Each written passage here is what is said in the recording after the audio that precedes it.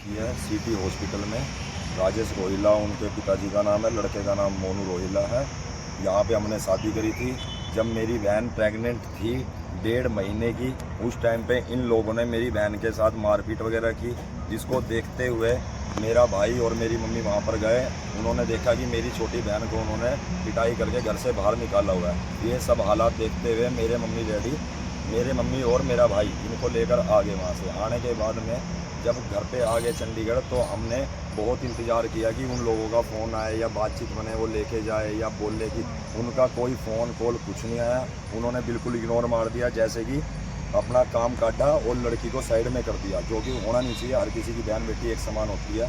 तो उसके बाद हमने पानीपत रोहिला सभा में, जो है हमारी रोहिला सभा बैठती है पानीपत में, वहाँ पे मीटिंग हुई थी। वहाँ पे रोहिला सभा के मुख्य अध्यक्ष थे और पंचकुला से मुख्य अध्यक्ष पानीपत के रोहिला सभा के इंचार्ज रोशन जी थे, और हमारे साथ चंडीगढ़ पंचकुला से जगदीश रोहिला जी आए हुए थे। सभी लोगों के बीच में बैठकर ये मीटिंग हुई। उस मीटिंग के बीच में जब बात कर रहे थे तो भी इनके पिताजी ने, राजेश रोहिला ने, एक ही बात बोली, मामला सुलटाने की, समझाने की बजाय कि हम इतने लाख रुपए दे देंगे, 3 लाख रुपए दे देंगे, फैसला कर लो और अपनी लड़की को ले जाओ। उस टाइम मेरी बहन 6-7 महीने की प्रेग्नेंट थी, आई थिंक, जो मेरे को याद है। तो उस टाइम भी इन लोगों को ये नहीं हुआ कि लड़की प्रेग्नेंट है, उसके पेट में बच्चा है, तो हम ऐसा ना करें, क्योंकि इससे लड़की की भी जीवन खराब होएगा और आगे दिक्कतों में लड़की बहुत ज़्यादा परेशान होएगी और आगे उसको बहुत समस्याओं का सामना करना पड़ेगा। लड़के का कौन देखेगा? तो हमने वहाँ से बहुत चीज़ें करी। तो उसके भाई ने, सोनू ने क्या बोला, जब सब मीटिंग दरख्वास्त हुई तो उसका भाई आते आते बोला कि हमने अपनी तो बसा ली है, तू अपनी बसा के दिखा दे। हमने ये सब चीज़ें देख के फिर हम चंडीगढ़ आए। हमने फिर कोर्ट में केस फाइल किया। कोर्ट में फाइल केस करने के बाद में जब इन लोगों को कॉल वगैरह गई है, उसके बाद में ये लोग पेशी वगैरह पे आने स्टार्ट हुए हैं। और उससे पहले मेरी बहन को जब बच्चा हुआ पीजीआई चंडीगढ़ सेक्टर 12 में, तो लोग ये ना तो देखने आया कोई, ना ही इन्होंने पूछा, ना ही इनको कोई मतलब था कि चाहे इधर पे लड़की का कुछ भी हो रहा हो, इनको कोई मतलब नहीं था। इनको बस ये था कि लड़की से हमें पीछा छुड़ाना है। तो हमने जब कोर्ट में केस डाला तो वो दरख्वास्त जाने के बाद जब कोर्ट के द्वारा आदेश गए हैं, तो आदेश के बाद ये लोग यहाँ पर चंडीगढ़ में पेशी पे आए हैं काफ़ी दिनों के बाद। पहले मेडिकल वगैरह बनवा के लगाते रहे, ऐसे है। मैं ड्यूटी गया हूँ वहाँ, यहाँ तक कि मेरी बहन को ये भी नहीं पता कि वो लड़का ड्यूटी कहाँ पे करता है, कौन से डिपार्टमेंट में करता है, आज तक उसने कभी नहीं बताया। अगर मेरी बहन को उसने फ़ोन भी नहीं चलाने को दिया, चलो नहीं दिया कोई बात नहीं, हमें उससे कोई दिक्कत नहीं है, पर अगर उसके पास फ़ोन है, वो औरों को अपना फ़ोन दे सकता है। तो मेरी बहन अगर उससे फ़ोन मांगती थी तो मेरी बहन को वो फ़ोन नहीं दिखाता था। तो मैंने भी कहा कि भाई अपना फ़ोन वगैरह तो दिखा दे, करो, आपस में मिलजुल के चलोगे, मन में किसी के बहम होएगा, निकल जाएगा, साफ स्पष्ट है ये बात। तो उन लोगों ने ये जवाब दिया कि मेरे फ़ोन पे गंदे गंदे मैसेज, मेरे जीजा मोनू ने ये बोला कि मेरे फ़ोन पे मैं यार दोस्तों से पता नहीं कैसी कैसी बात करता हूँ, तो मैं इसलिए नहीं दिखाता। तो मैंने उसको बोला तेरी शादी हो गई है, जब जीवन साथी बना के किसी को लेके आते तो उससे सारी बात शेयर करते हैं, और ऐसी क्या बात करते हो आप जो कि आप दिखा नहीं सकते हो? या तो कुछ गलत होएगा या कुछ ना कुछ बात होएगी, उस चीज़ का हमें नहीं पता, हम ना कह सकते, पर इतना ज़रूर कहेंगे कुछ ना कुछ दोस्त तो है। फिर उसके बाद कोर्ट के आदेश अनुसार ये जाके मेरी बहन को वहाँ से लेके आ गए। जब मेरी बहन को लड़का हो गया तो इन्होंने बोला कोई बात नहीं, हम अपना बसा लेते हैं, करेंगे कोशिश। इन्होंने हाथ वगैरह जोड़े। तो वहाँ पे कोर्ट के आदेश अनुसार मेरी बहन ने सोचा कि चलो बसा लेंगे, बस जाएगा तो अच्छी बात है। हमने भी यही सोचा कि चलो जहाँ पे ब्याही है वहीं पे बचे तो बहुत अच्छा है, क्योंकि हर कोई माँ बाप चाहता है कि उसकी लड़की वहाँ पे जाके अच्छे से बस जाए। तो हमने राजी खुशी उस दिन अपनी बहन को चंडीगढ़ शहर sector 26 Bapu Dham colony house number 6 phase 2, वहाँ से हमने अपनी बहन को राजी खुशी बिल्कुल अच्छे से भेजा उनके साथ। और हमने उनके साथ ना तो कोई बदतमीजी की, कुछ भी नहीं बोला हमने, बिल्कुल ऐसे जैसे कि पूरा मान तान, पूरी इज्जत मान सम्मान उनका किया। पर उस टाइम पे मेरे जीजा मोनू भी घर पर लेने नहीं आए थे, जबकि कोर्ट का आदेश था कि तीनों जने लेके आएंगे। हमने सोचा चलो सास ससुर लेने आए, ये भी बहुत बड़ी बात है। तो वहाँ से जब सास ससुर लेकर गए हैं तो मेरा जीजा मोनू आगे लाइट पॉइंट के पास ही मिल गया मेरी इनको बहन को, और अपने मम्मी डैडी के साथ बैठकर चला गया। और जैसे ही वो मेरी बहन पानीपत पहुंचती है, रात को 10 साढ़े 10 का टाइम हुआ होगा शायद, तो उतरते ही मेरी बहन का लड़का लेकर इसकी सासू माँ अपनी बड़े वाले लड़के की बहू के हाथ में इसका लड़का दे देती है। वो रोने लग जाता है, उसको भूख लगी होती है, क्योंकि इतना लंबा सफ़र तय के कोई जाएगा, बच्चे को भूख लग जाती है। तो उसको भूख लगी, मेरी बहन ने कहा बच्चे को मेरे को दे दो, मैं उसको दूध पिला देती हूँ। बस यही बात हुई थी, मेरी बहन ने बच्चा लिया दूध पिलाने के लिए।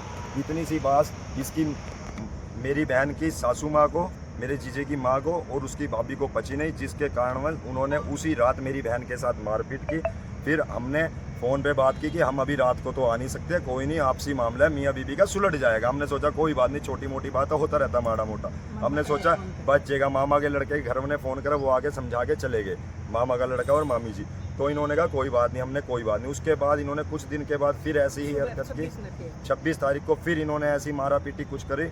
फिर उसके बाद हम चंडीगढ़ सेक्टर 26 से अपना यहाँ के लिए रवाना हुए, और रवाना होने के बाद जब हम सिटी थाना पहुँचे तो हमने वहाँ पे डायरेक्ट घर पे जाना नहीं सोचा, क्योंकि हमें पहले से ये था कि ये लोग कुछ भी कर सकते हैं, हमें इनका विश्वास नहीं था।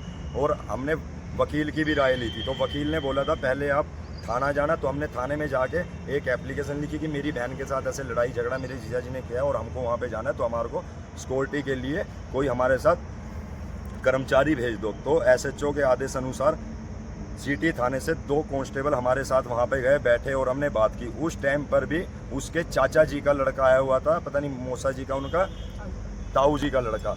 वो लड़का साइड में, हम लोग बैठे हुए साइड में कैमरा लेकर वीडियो बना रहा था। तो मैंने उसको बोला भाई वीडियो आप क्यों बना रहे हो ये? तो उसने कहा मैंने अपने पापा को दिखानी है, उन्होंने बोला था वीडियो बना लेना। तो मैंने उनको बोला अगर आपको वीडियो बनानी है तो आप बोल के सबके बीच में सरेआम वीडियो बनाओ, ये चोरी छिपे काम करने वाला ये क्या काम है? फिर उस दिन जब हम वहाँ से आए तो एक उनके ताऊ का लड़का प्रदीप भी था, तो प्रदीप के सामने उन्होंने हमारे को एक सूट दिया।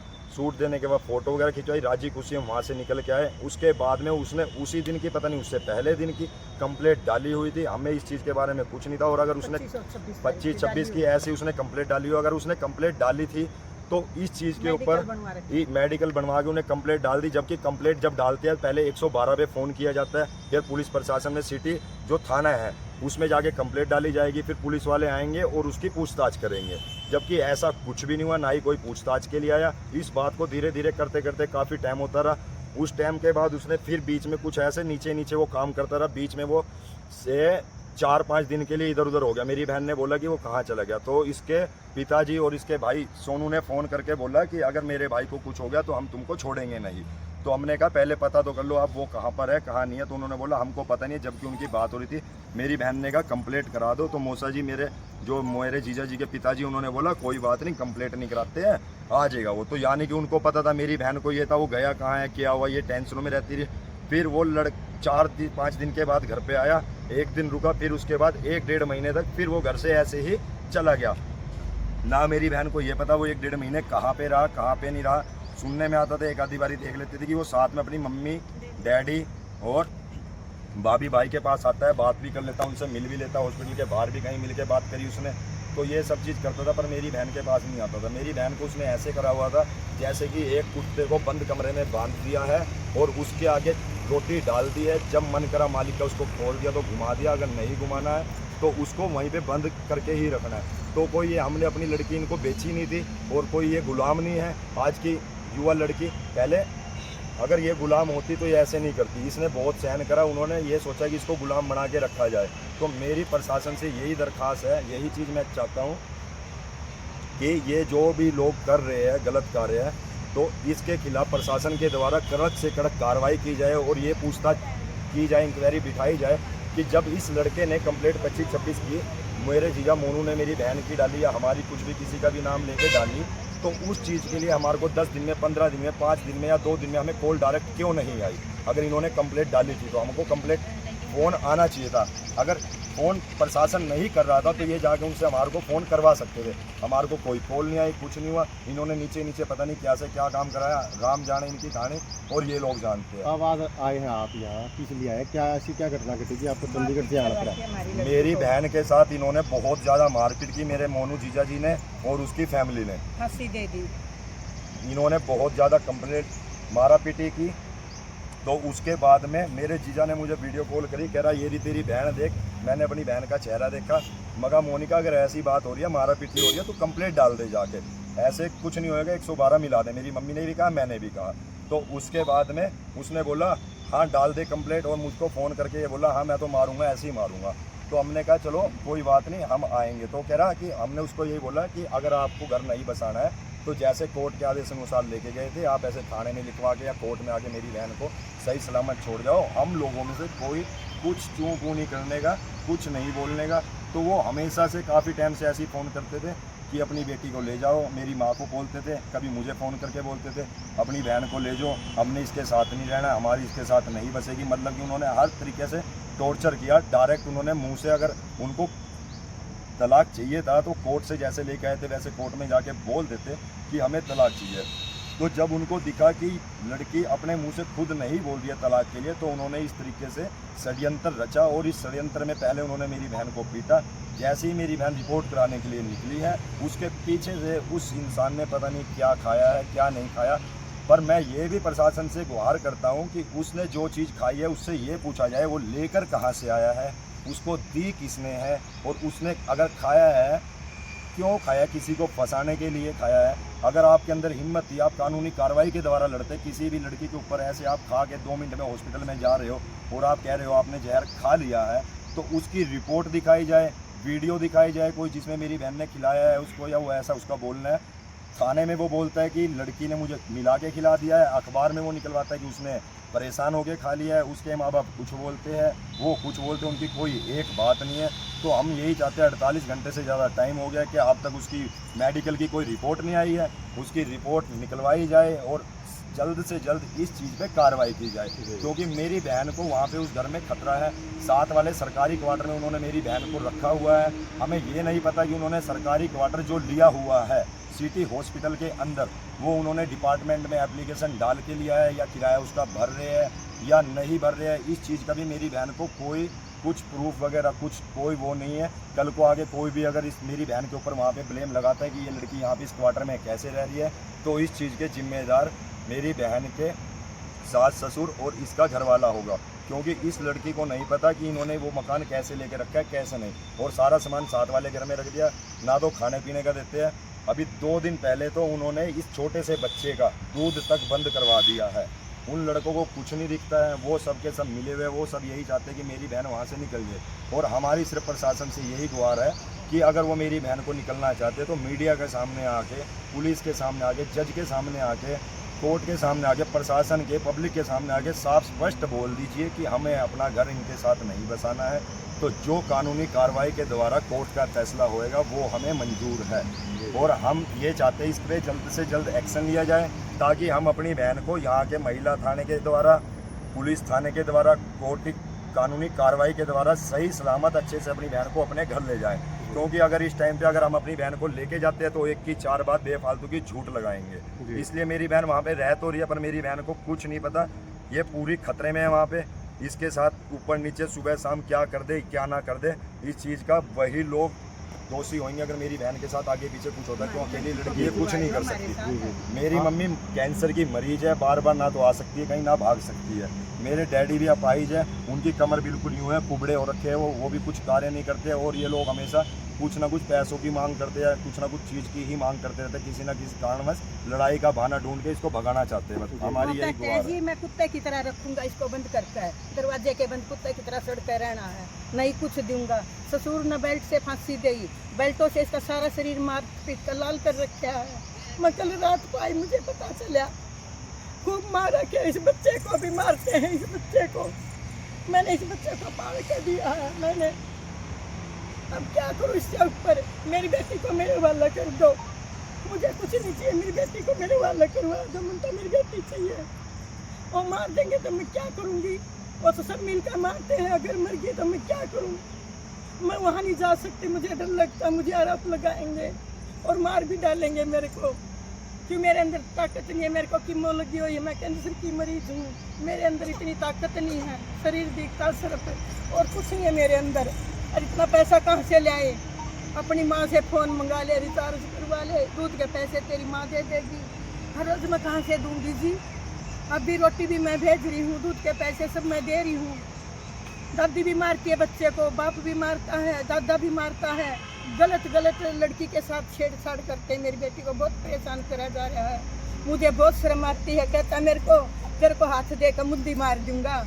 मैंने कहा मेरी बेटी को ऐसे मत बोल, इस बच्चे की तरफ देख लो, ये बच्चा छोटा कहता मन के पैदा कराया था, ये खुद आन के नीचे पड़े थी, ऐसे ऐसे जवाब मांग के जवाब नहीं दे सकती, मुझे बहुत शर्म आती है। गंदे गंदे ब्लेम लगाता, गंदा बोलता है। आप देख सकते हैं पीड़िता की माँ और आप आपके साथ कब कब पिटाई की है उन्होंने? ऑलमोस्ट जब जब वो घर पे रहता है, जिसमें मैं 25 अप्रैल को जब घर वहाँ से आई थी, 25-26 लगातार दोनों दिन। अब लास्ट बार पिटाई उन्होंने कब की और क्यों की आपको? लास्ट बार उन्होंने ये 2 तारीख को की है मॉर्निंग। 2 तारीख को सुबह सुबह? बस वो जब यहाँ से गए ना अपने हॉस्पिटल के लिए, उससे जब वो हॉस्पिटल के लिए निकले, बस मैं 10 मिनट के लिए बाहर गई थी, यहाँ तक कि गली वाले भी देखते हैं मेरे को जब वो मारता है। जैसे मैं कुछ नॉर्मल भी बोलती ना, ऐसे जब भी गली वाले, बिल्कुल सोचो वो गली वालों के सामने तो अंदर कैसे मारता होगा। तो दरवाजे किस तरह बंद की करके पिटाई की मारता उन्होंने है। आपको? पड़ोसियों ने दरवाजे खुलाए मेरी बेटी सिर से मेरी इतनी हिम्मत नहीं है मैं कुंडी खुद खोल लूं। अगर ऐसे वो बाल मार पकड़ रहा के है, मारता है। मैं बोल नहीं सकती वहाँ पे कुछ भी। अगर वो मेरे को मारा खिड़की में भिड़ा भिड़ा के, एक दिन तो मेरे को पड़ोसियों ने छुड़वाया, वो खटखटा रहे दरवाजा, मेरे को पीट रहा है, मेरी इतनी हिम्मत नहीं मैं कुंडी खोलूं। मैं खड़ी हूँ, फिर कुंडी भी उसी लड़के ने ही खोली, मोनू ने ही खोली कुंडी, तो आंटी ने छुड़वाया। तो उसकी माँ आई आके बोलती, उसकी लड़की नेहा नाम है, उन्होंने भी छुड़वाया। तो कहती नहीं इसको मारने दे, उसकी माँ बोलती मारने दे इसको, मारने दे। फिर उनको पर्सनली जाके कॉल भी किया, पर्सनली जाके मेरे ससुर उनके जो साथ वाले उनके चाचा को बोलते कि भाई अपनी फैमिली वालों को समझाओ, हमारे बीच में आने की जरूरत नहीं, अगर ये इसको मारता है तो मारने दिया करो, हमारी फैमिली मैटर में मत घुसना, इसको मारने दो लेकिन छुड़ाने मत आना, इसके बच्चे को अगर ये देखती है तो भी मत पकड़ो। किस तरह से पिटाई की गई आपकी? किस चीज़ से पिटाई की गई है? थप्पड़ों से करता है, मुक्के से करता है, बाल पकड़ के करता है, बेल्टों से करता है। अब की बार जो पिटाई करी थी वो अब थप्पड़ों से की? अब लास्ट टाइम बेल्ट से करी है, थप्पड़ों से भी की है, बाल खींच के भी की है, बेल्टों से भी की है। शुरुआत जब मैं यहाँ पर ये 25 अप्रैल से पहले जब मैं यहाँ पे थी, शुरू में मेरे को राड भी लगाई थी, ये देखो। कहने मतलब आपकी पिटाई लगातार चल रही है जब से वो आपकी करते शादी हुई? हैं, हाँ जी, हाँ जी। तो आप बेल्ट से पिटाई वो की जब है? मेरी शादी हुई उस टाइम पे वो सिर्फ मेरे को प्रताड़ना करते थे दहेज के लिए, मतलब इतनी मारपीट तब नहीं थी जितनी मारपीट अब हो गई। अब जैसे ये जो मामला हुआ पिटाई के सुबह MLR कटवाई है आपने, रिपोर्ट दर्ज हाँ कराई? जी सर, हाँ जी सर, तो सब दिखा हाँ रखा है जी आपने? सर।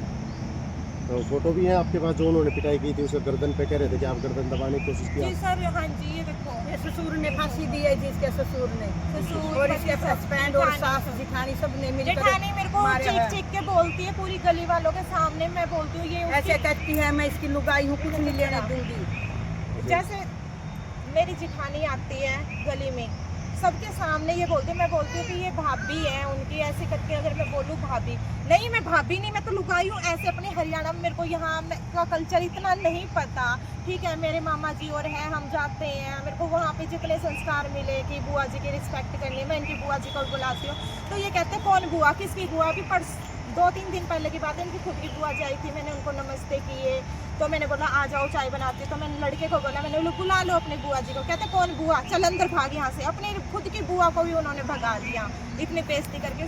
सोचो जो खुद की लड़की की इज्जत नहीं करता तो वो मेरी क्या इज्जत करेगा। खुद वो लड़का क्या नाम है आपका? मोनिका नाम है मेरा, और मेरे को इस घर में बहुत मतलब कि ये है, मेरे को कोई भी प्रोटेक्शन नहीं मिली हुई। अभी मैं अकेली हूँ अपने छोटे से बच्चे के साथ, अभी तक मैं इस घर की जिम्मेवार हूँ अभी तक। कल को अगर इस घर में ये कुछ भी फेंक दे मेरे को फंसाने के लिए, या मेरे को मार दे, मेरे को छोटी सी खरोच आ जाए, मैं आगे इसकी कोई जिम्मेवार नहीं हूँ। अगर मेरे साथ कुछ भी छोटी सी छोटी खरोच भी आती है, अगर मेरे को एक फीवर भी होता है ना, उसके जिम्मेवार मेरे ससुराल वाले, या तो मेरे को मेरे घर वालों के हवाले करो, या मेरे को कोई प्रोटेक्शन दो। मैं अकेली पूरी रात, मेरे को हर वक्त खौफ रहता है कि मेरे साथ क्या हो जाए, मेरे साथ क्या हो जाए, मुझे डर है इस चीज़ का। FIR दर्ज कराई आपने सिटी थाने में? FIR करा रखे। मेरी जिठानी चीख चीख के बोलती मैं तो उसकी लुगाई हूँ, लुगाई ऐसे ऐसे एक्शन करती है, वो ऐसे ऐसे कूद कूद के एक्शन करती ये है। लड़का सभी को मारता जी, सब रिश्तेदारों को, बहन के कहती है, ससुराल मेरे वालों को, फादर के जीजा लिए, को। मदर के लिए गालियाँ देती है, कहती तेरे फादर झुके हुए। मेरे फादर वो एक होता है कि फिजिकली कंडीशन उनकी ऐसी है, वो झुके हुए हैं। कहती तुमने मार मार के कर रखा है, इतना गलत गलत मेरी फैमिली के बारे में बोलते हैं। इसी तरह की नई नई अपडेट पर आरोप लगाया था कि उन्होंने मुझे जहरीला पदार्थ खिलाया है, उनसे बात करते हैं किस तरह मामला करवा चाहिए। मैं सुबह आया था, मैं परसों सुबह आते ही उसने मेरे साथ झगड़ा चालू कर दिया था। कहाँ से आए थे आप? मैं बाहर था जी, मैंने बाहर पहले कहाँ रह कंप्लेंट रहे डाल थे? रखी थी, ऐसे यार दोस्तों के पास था जी मैं झगड़ा हो रहे थे हमारे बीच में। मतलब यही पानीपत में ही थे? हाँ जी, पानीपत में। इसकी फैमिली को बुलाया था मैंने, लेकिन वो आ नहीं रहे थे। जी। भैया आगे आप बैठ के बातचीत कर लो एक बार, जी जी फिर देख लेंगे। लेकिन उसकी फैमिली आ नहीं रही थी, इसलिए मैं बाहर था। मैंने दरखास्त भी दे रखी थी। एसपी ऑफिस में मैं पेश हुआ था, महिपाल टांडा जी के पास मैं पेश हुआ था, जी। लेकिन मेरे थाने से कोई कार्रवाई नहीं हुई इसमें। जी। फिर मैं घर पे चला गया था, क्योंकि मेरी मम्मी को गंदी गाली गलौज करी थी, 112 इसने बुला ली थी। जी। इस वजह से मैं घर पे गया था। घर पे जाने के बाद मेरे साथ भी झगड़ा करने लगी है। रात ने इसको मेरे को खाना दिया, उसमें इसने पता नहीं क्या मिला, मेरे को रात को भी वोमिटिंग हुई थी। मैंने सोचा चलो कोई बात नहीं, गर्मी है, ऐसे हो गया होगा। सुबह इसने मेरे को पानी का गिलास दिया, फिर मेरे साथ झगड़ा करने लगी, हंसने लगी। झगड़ा करने के बाद ये बाहर निकल गई। उसके बाद मेरे को वोमिटिंग चालू हो गई थी। वोमिटिंग करने के बाद मैं बेहोश हो गया था। फिर मेरी आँख खुली थी सिविल हॉस्पिटल में। जी। सिविल हॉस्पिटल में होने के बाद ये मेरे सिविल हॉस्पिटल में आई थी जी। ये। उसके बाद ये एसपी ऑफिस में गई दरखास्त देने के लिए, लेकिन देखा वहाँ पे इसकी पहले से एसपी ऑफिस में दरखास्त मैंने करवा रखी थी जी। कि तू क्यों दरखास्त देने के लिए आई है। फिर ये गई थाने में। जी। थाने में जाने के बाद ये फिर वापस घर पे आके इसने खुद अपने बॉडी पे निशान बनाए इसने, जी। और फिर मेडिकल करवाया। किस चीज़ के निशान बनाए बॉडी पे? बेल्ट के बोल रही है जी, वीडियो में बोल रही है बेल्ट के निशान करे मारे हैं, मैंने बेल्ट मारी है इसको। जी। तो इसने वो क्यों, मैं तो 10 बजे सुबह में मेडिकल में एडमिट हो चुका था जी, कम बेल्ट मारी मैंने इसको। अगर जी। मारी होती है पहले करवा ली थी अपना मेडिकल। जी जी तो इसने फिर क्या नाम है, मीडिया में भी दी तो जो वो। मीडिया में ये बोल रही है कि मैंने इसको घर से निकाला सर। घर से मैंने नहीं निकाला इसको सर, मैं खुद इसको टोल पे छोड़ के आया था। बीच में जो मेरे मौसा जी हैं, बिचौलिए हैं जगदीश, वो भी मेरे साथ गए थे। इसकी मम्मी थी, ये थी, सारे गहने गुने खुद लेके गई, पैसे भी दिए मैंने इसको। जी। ये बोल रही है ना कि मैंने इसको घर से निकाला, घर से नहीं निकाला। हमने हाथ पैर पकड़े जी इसके, मेरे माँ बाप ने भी, मैंने भी, सब ने कि तू रुक जा, कोई बात नहीं, घर में छोटा झगड़ा होता है। लेकिन ये नहीं मानी, चली गई। वहाँ जाते इसने थाने में दी थी। किस वजह से आपकी क्या सुनी होती है? घर में कलेश क्यों रहता है? क्या कलेश ये कारण? रहता है जी, ये पैसे की डिमांड करती है मेरे से। जी। बोलती है कि घर से वालों से बात नहीं करेगा, जो पैसे लाता है तनख्वाह सैलरी के मेरे को दे। 10,000 रुपये महीने की डिमांड करती है बकायदा। 10 आदमी के सामने मेरे से पैसे मांगे, इसने कह 10,000 रुपये महीना लूंगी मैं। जी जी जी हाँ, पैसे की डिमांड करती है, ज्वेलरी की डिमांड करती है, जी जी और बोलती है कि मेरे को घुमाओ, इधर घुमा, वो कर वो सारी, मतलब बोलती है कि फैमिली से दूर रह तू। जी जी। हाँ। फिलहाल आप कहाँ रह रहे थे? पानीपत में ही रह रहे थे या कहीं बाहर रह रहे थे? नहीं सर, पानीपत में ही था मैं, यार जैसे दोस्तों के पास था कि मैं। न्यूज़पेपर में न्यूज़ आई थी कि आप महाराष्ट्र में लगे हुए थे, वहाँ से आए थे, तो इस नहीं तरह नहीं सर, महाराष्ट्र में लगा हुआ था। वो तो मेरी कोर्ट के टाइम पे ही ड्यूटी छूट गई थी, क्योंकि 3-4 महीने लगातार मेरे कोर्ट के चक्कर कटे थे। जी। तो वो बोले कि भी अपना तू कोर्ट का चक्कर अपना कर ले, बाद में अपना ड्यूटी ज्वाइन कर लेना। मैं आ गया था, इसके पास रहा भी था मैं। जी जी लाने के बाद इसके पास रहा था मैं, लेकिन इसने मेरे को जीने नहीं दिया। जी सोते सोते को झाड़ू मारती है, परसों भी इसने सोते सोते को मेरे को झाड़ू मारी, जी जी गला पकड़ लेती है, जी। खुद झूठे आरोप लगाती है, फैमिली के ऊपर झूठे आरोप लगा रही है। जी जी। मैं इसकी हर बात का जवाब दे सकता हूँ, अगर मेरे सामने खड़ी होकर बात करे तो, जी, मीडिया जी। के सामने भी। अब आप क्या चाहते हैं? मैं तो इससे इंसाफ चाहता हूँ जी, बस क्या इंसाफ? जो इंसाफ हो सकता है जी, इससे इंसाफ चाहता हूँ मैं। तो बच्चा है जी, छोटा बच्चा है, कर इस बच्चे का नहीं करता, बच्चे का करता हूँ तो कहती है तूने इसके लिए किया ही क्या है। बच्चा वहाँ पे पैदा हुआ था सर, उस टाइम मेरा कोर्ट केस चला हुआ था, मैं कुछ नहीं कर सकता था उस टाइम पे। तो आप क्या चाह रहे हैं? आप अब तो मैं इंसाफ चाहता हूँ जी, जो इंसाफ मतलब एक तो छुटकारा चाह रहे हो या किस तरह क्या चाहते हो? अगर इंसाफ छुटकारा है तो मैं छुटकारा चाहता हूँ जी इससे। या रखना भी चाहते हो अपने साथ? रखना या तलाक चाहते हो या रखना चाहते हो? नहीं, रखना रख लेता हूँ जी मैं। अगर जैसे समाज की बेटी रहती है ना, वैसे रहेगी तो मैं रखने को रेडी होगी, इसको कोई दिक्कत तो आप नहीं इसे रखने के लिए तैयार है? है। हाँ, रखने के लिए अगर इस तैयार हूँ। बीच कोई हादसा हो जाता है पारिवारिक सदस्य, फिर हाँ, वो लिखेंगे ना सर, मैं भी लिखूंगा, ये भी लिख के देगी। अगर मैं गलती करता हूँ तो मेरे को सजा मिले, और ये गलती करती है तो इसको सजा मिले। पहले भी हो चुका है, लेकिन इसको सजा कोई नहीं मिलती। लेडीज की सुनवाई है, चंडीगढ़ में भी ऐसा हुआ था और यहाँ पे भी ऐसा हुआ मेरे साथ। जी जी। मेरी कोई सुनवाई नहीं वो हुई। पार्टी भी इसने एसपी एक ऑफिस फोन- में आई हुई है आज? हाँ बिल्कुल आई हुई जी। उसने एक फोन किया तभी पीसीआर आ गई थी। मेरी जी। पूरी फैमिली का पर्चा दर्ज हो गया, बयान हो गए, वहीं पे सिविल में ही हो गए। मैंने फोन किया, मेरा कोई वो नहीं हुआ जी, मेरी कोई कार्रवाई नहीं हुई अभी तक, कुछ भी नहीं हुआ। तो एक तरफा कलेश रहता है कहने का मतलब आपके परिवार की तरफ से किसी तरह कोई मेरी कलेश परिवार का कोई लिंक है ही नहीं जी, मेरी परिवार को ये जानबूझ के छेड़ती कहाँ है। कहाँ रहती है ये? सिविल हॉस्पिटल में रहती है जी। सिविल हॉस्पिटल हाँ। मेरी फैमिली से कोई साइड में आती है, सिविल जाती है। हॉस्पिटल मेरी में family किसके पास रहती हो? मेरे पास रहती है जी, सिविल हॉस्पिटल में? हाँ, साइड में क्वार्टर खाली है, वहाँ पे रहती है। खाली क्वार्टर में हाँ। रहती है या अपने क्वार्टर में रहती है? नहीं नहीं, साइड में क्वार्टर है एक पूरा कंप्लीट, उसमें रहती है मेरे साथ। आपके साथ ही हाँ, रहती है? मेरे साथ। क्या नाम आपका? मोनू नाम है मेरा। हादसा सुर्खियों में है, 2 दिन से पानीपत ब्रेकिंग चल रही है। सर किस तरह का हादसा है, किस तरह का ये? सर हादसा तो हमारे साथ जब से लड़की आई है ना, उसके 10 दिन बाद ही शुरू हो गया था जी। एक तो इसके बोलने का लहजा ही बहुत ऐसा, परिवार के साथ मिल बैठ के नहीं रह सकती, सबसे गंदी लफ्ज़ बोलती है जी। फिर ये 2-4 महीने के बाद झगड़ा वगैरह करके छोटे मोटे इसकी माँ इसके भाई इसको यहाँ से ले गए थे। जी अपना सामान भी सुबह 5 बजे बांध के चुपचाप निकल गए। जी। फिर उसके बाद जो बीच में बंदे थे वो इसको वापसी ले आए इधर दोपहर तक। बिचौलिए जो शादी कराई जो है। थे अगले दिन फिर रात को यहीं पे रुकी हमारे पास। फिर सुबह समझौता करके चलो भाई राजी खुशी भेज दो। जी तो लड़का खुद छोड़ गया इसको, किराया भाड़ा भी दिया, मैंने भी 2000 रुपये दिए। फिर वहाँ जाकर इसने केस डाल दिया। जी जी पूरे ही परिवार को ऐसे परेशान कर रखा है इसने, बिल्कुल परिवार का जीना आराम कर रखा है। हमने लड़का अलग भी कर दिया। जी मैं चलो भाई लड़का बाहर ड्यूटी करता है, महाराष्ट्र में जाता है, छोटा बच्चा है, इस वजह से मैंने अपने पास में साइड में देखभाल हो जाएगी बच्चे की, जी अकेली को कहाँ छोड़ देंगे, यहाँ रख लिया। जी वहाँ महीना 20 दिन में इनका समझौता हो जाएगा, अपना मिल लेंगे, मन मिल जाएगा इनका। लेकिन उसने उससे भी ज़्यादा जीना आराम कर दिया। अब 1 महीने से लड़का बाहर था झगड़े की वजह से, जी, घर जी। पे नहीं पड़ा था ये। तो हमने इसने लड़के ने 4 तारीख को SP ऑफिस में कंप्लेंट तो लगाई। 1 महीने से बाहर कहाँ था ये लड़का आपका? बस यही धक्के खा रहा, कभी दोस्तों के पास, कभी कहीं टाइम पास के लिए, और क्या। अरे यहीं था, पानीपत में आसपास ही रह रहे? पानीपत में आसपास कहीं भी जहाँ जानकारी थी वहीं चला जाता था। 4 तारीख को SP ऑफिस में कंप्लेंट लगाई थी लड़के ने, जी जी और महिपाल डांडा सर से मिले थे जी जी उसमें। तो उन्होंने मार्क भी की थी SP के नाम, वहाँ मिल के भी आया था उससे। जी जी तो उन्होंने नीचे आई वो 18 दिन के बाद सिटी थाना में। जी उसमें ये था भी ये मेरे को अंदर नहीं आने सकती, अंदर जाऊंगा तो हमारा झगड़ा होएगा, इसलिए हमारा समझौता करवाया जाए। तो नहीं तो- अब आपका परिवार क्या चाहता है जिस प्रकार? हमारा परिवार तो ये चाहता है जी इस लड़के की ज़िंदगी बच जाए, भरोसा खत्म तो हो क्या गया। चाहते हैं जिंदगी बचाने के, उसमें क्या चाहते हैं आप? हम तो यही चाहते हैं अगर वो ठीक ठाक रह सकती है, कोई गारंटी देता है उसकी लिखित में, जी लड़के के साथ कोई हादसा नहीं करती, हम बड़ी मुश्किल से बचा है, जी तो लड़का रखने के लिए तैयार है। लेकिन हम उससे कोई संबंध नहीं रखेंगे, जी। अब जैसे वो हमारा घर भरोसा से टूट चुका है। जैसे वो घर से आई थी, उसे कौन लेकर आया था? घर से हम ही काफी लेकर समय आए, बाद आप लेकर आए? हम ही लेकर आए थे। तो उसको जैसे वो अलग कमरे रूम में रह रही थी, उसके खाने पीने की व्यवस्था खाने पीने की व्यवस्था आते ही सामान ले दिया था। आप करे थे सारी? नहीं, लड़का ले आया था, लड़का ले आया था। क्या नाम आपका? राजेश कुमार।